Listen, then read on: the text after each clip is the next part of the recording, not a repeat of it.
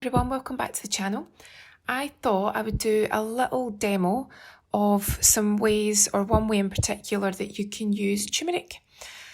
You probably have seen it as an ingredient in quite a lot of products. It's obviously it's a spice and it's got a very recognised history. It's always thought of as being a really robust ingredient in a lot of cooking.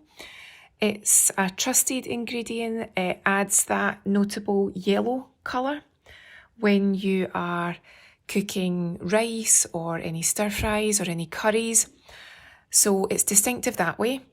It's also got a very warming, now it's not hot spicy, but it's a warming ingredient.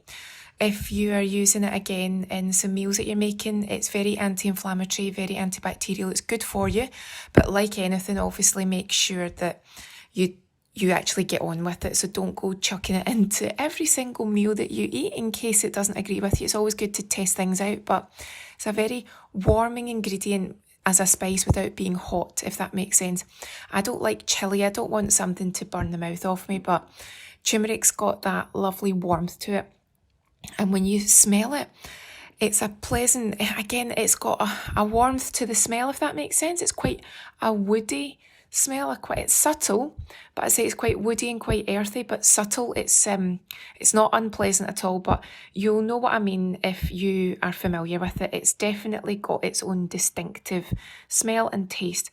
I really like it, and I try, especially recently, I've been trying to increase my herbs and spices exploration, if you like, in the food that I eat, because I'm already very comfortable using the ones that you stick with, but I've decided to expand and use some more.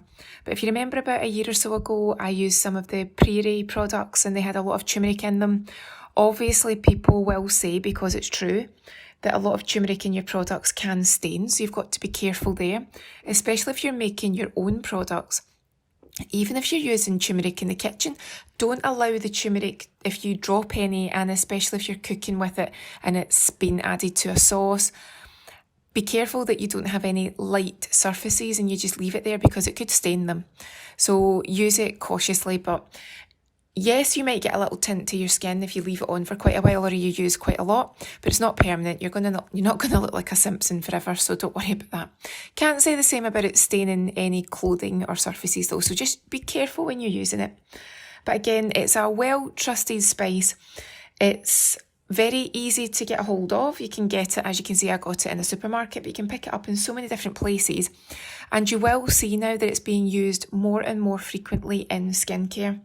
So a lot of people use it because they believe in the benefits, primarily the anti-inflammatory benefit and the antibacterial.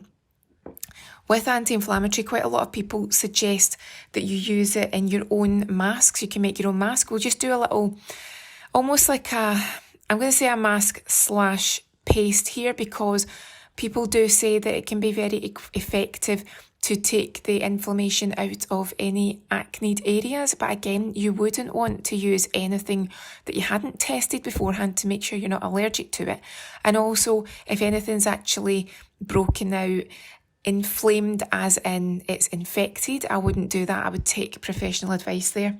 But if you're maybe just a little bit broken out and it's not actually inflamed as in it's actually infected, or it's broken and it's actually seeping, then you could try a little mask made from the turmeric and the ingredients and see how you get on.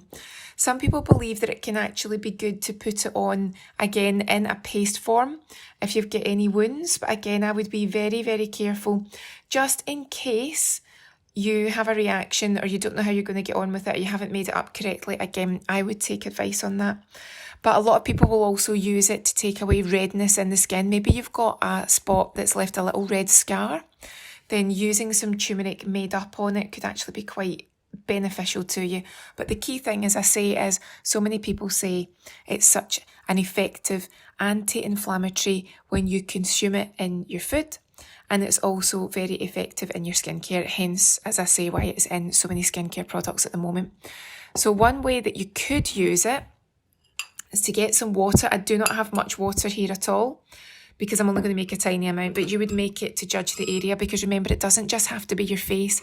Maybe you've got an area of skin on your legs or your arm, anywhere like that. You can try it out, but again, do a patch test just because you're using something quite different. Now, get the right bit. Right, so let's sprinkle some here. We want to get the balance right. I have been known, especially with my cinnamon, to put far too much in because I didn't use that side. I used that side, and I thought it was all going to come in quite compacted because, you know, sometimes it doesn't budge out the packaging. Oh, I got that wrong. It came flying out. I had very cinnamony porridge that day. Right, so even from where I'm sitting just now, the woodiness, the scent really comes through. You'll know what I mean if you're familiar with it. But you saw that was maybe about a teaspoon, so that's fine. Give that a little mix. Now, some people might actually use some cotton wool and just dab that on, let it dry and let it do its thing. You could absolutely do that. Remember, it might stain initially, but it won't stain for long. But what you also might want to do is get a little bit of aloe vera gel. And because aloe vera is also soothing and cooling, and it's, again, anti-inflammatory, just a tiny bit, I'm not going to put too much in. Maybe again about a generous heaped teaspoon. Aloe vera is moisturising, it's cooling, just let the handle fly away. It's soothing, it's cooling, it's moisturising. It's also going to help if you're creating that mask. So as you can see here, we've got the aloe vera gel. So what you could do is add that in, and it'll just slightly change the consistency. So now we've got more of a, I say the term loosely, now we've got more of a gel-like mask. And this is going to be far more easy to control on the skin. Looks like curry paste, doesn't it? It still has that lovely woody smell because the aloe vera does have a scent, but it's not strong. So now you've got a little bit more control over that. If you did want to dab it on again, it's not going to be so liquidy. But also, if you let that sit in the fridge for a while, that's going to thicken up a little bit again. Obviously, when it goes onto the skin, the temperature of your skin will make it more liquidy too. Just notice this aloe vera gel not mixed in. So that would be effective. Or you could also add some honey. Now, I wonder, because I'm nearly at the end of this, we could be here for quite a while. Will it come out quickly? I don't think so. So we are just going to have to chat while the honey makes its way out. Can you see it's getting there? So what you can do by adding a little honey, and this is just standard honey, but you could get Manuka honey. The choice is yours. Like, here it comes. Just a teaspoon again, because we're only making a small amount.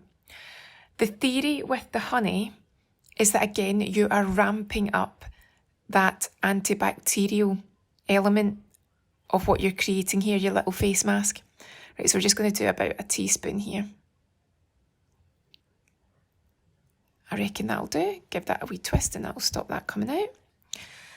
So the honey is antibacterial, it's moisturising, it's soothing, it's calming, so you can understand why it would make a good addition to a turmeric-based mask.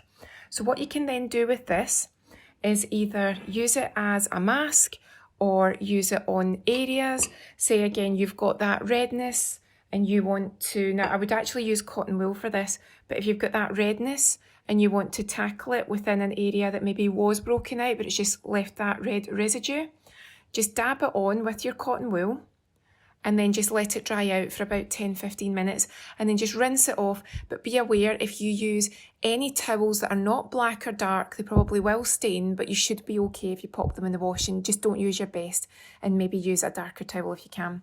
Be aware though, I've used my finger, so your fingernails would stain, but I'm going to wash this off quite soon. But I would say use your cotton wool and dab it on anywhere you feel you need it. Just do your patch test first because you're using some products that might be new to you.